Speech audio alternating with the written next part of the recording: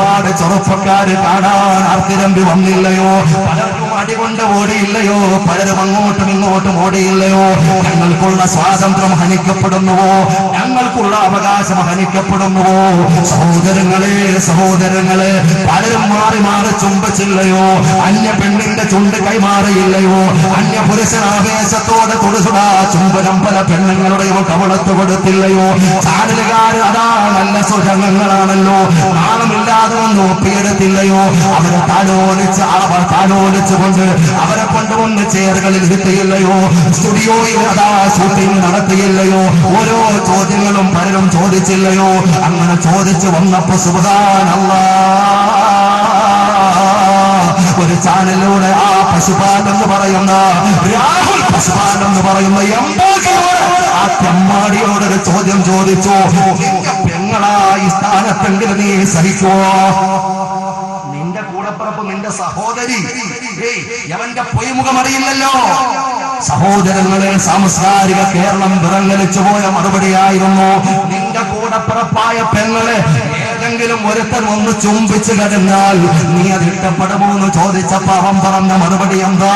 അവർ രണ്ടുപേർക്കും താല്പര്യമാണെങ്കിൽ എനിക്കതിലൊന്നും പറയാനില്ലെന്ന് പറയുമ്പോ ആ ചാനൽ നിയന്ത്രിക്കുന്ന, പ്രോഗ്രാം നിയന്ത്രിക്കുന്ന ആളിന്റെ മാസ്റ്ററുടെ രണ്ടാമത്തെ ചോദ്യം വന്നു, നിനക്ക് പറഞ്ഞു തന്ന ഏതൊരു ഗർഭഗൃഹത്തിലാണോ 9 മാസവും 14 ദിവസവും 9 മാസവും 14 ദിവസവും ഏതൊരു ഗർഭഗൃഹത്തിലാണോ കിടന്നിട്ടുള്ളത്, ആ ഗർഭഗൃഹത്തിന്റെ ഉടമസ്ഥയായ നിനക്ക് ജന്മം തന്ന നിന്റെ അമ്മയുണ്ടല്ലോ, നിന്റെ മാതാവുണ്ടല്ലോ, ഏതെങ്കിലും വരുമ്പോ ആ അമ്മയെ ചുംബിച്ചാൽ ആ മാതാവിനെ കടപ്പറ പങ്കിടുന്നത് നീ കാണേണ്ടി വന്നോ?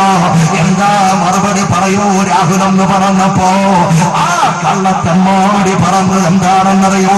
അമ്മയ്ക്ക് ഇഷ്ടമാണെങ്കിൽ ഞാൻ എന്തിന് എതിർ നിൽക്കണം? അടുത്ത ചോദ്യം പറഞ്ഞു, നിന്റെ ഭാര്യയോ? ആ ഭാര്യ എന്ന് പറഞ്ഞപ്പോൾ കുറച്ചൊന്നതാ അവരൊന്ന് പ്രതികരിച്ചു.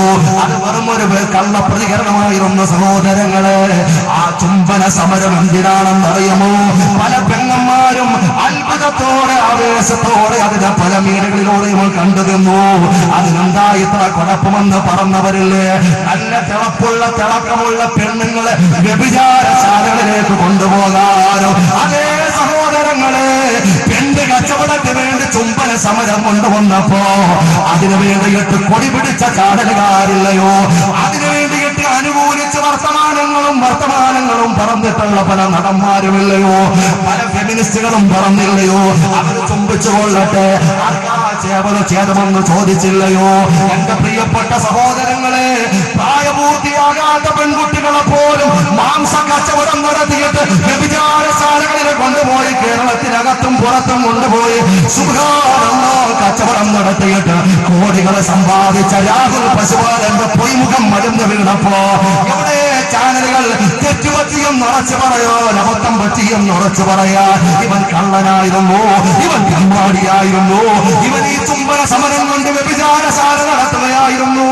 അറിയാതെ വീണുപോയ പെണ്ണുങ്ങളെ, അവർ നഷ്ടപ്പെട്ടു പോയ ചാരിത്രമേ, ജ്യൂസ് കൊടുത്തിട്ട് അതിൽ മയക്കുമരുന്ന് കൊടുത്തിട്ട് ആദ്യമായിട്ട് അവളെ പലരും വന്ന് പീഡിപ്പിക്കുമ്പോൾ ആ പെണ്ണുമോളുടെ ചാരിത്ര ശുദ്ധി കവർന്നെടുക്കുമ്പോൾ ഒരിക്കലും അവൾ ആദ്യമായിട്ട് അറിഞ്ഞിരുന്നില്ല.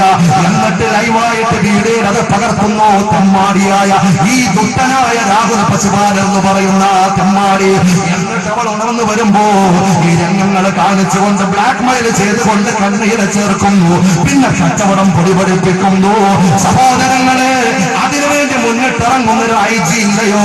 ആ IG ഇപ്പോൾ അതാ ആ ഉത്തരവാദിത്തത്തിൽ നിന്നും ഗവൺമെന്റ് മാറ്റിയിരിക്കുകയാ.